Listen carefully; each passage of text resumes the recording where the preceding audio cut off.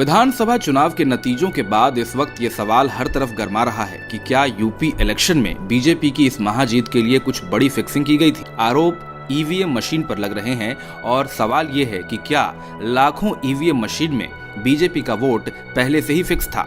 BJP का 325 सीटों पर महाजीत दर्ज करना विपक्षी पार्टियों के और उनके समर्थकों के गले नहीं उतर रहा और अब चुनाव के नतीजे आने के बाद बीजेपी के विरोधी अब इस थ्योरी को पुख्ता करने में जुटे हैं कि यूपी में ईवीएम मशीन्स को पहले ही फिक्स कर दिया गया था। इसे पुख्ता करने के लिए कई लोग सामने आ रहे हैं और 3 अलग तरह की थ्योरी सामने लाई जा रही हैं।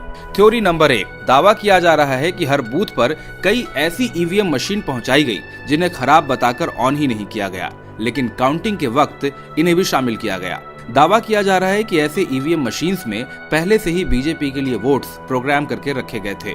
थ्योरी नंबर 2, बीजेपी के विरोधी ये भी दावा कर रहे हैं कि कई पोलिंग बूथ पर ईवीएम मशीन को इस तरह प्रोग्राम किया गया था कि आप चाहे बटन जो भी दबाएं, वोट तो बीजेपी के खाते में ही जाएगा।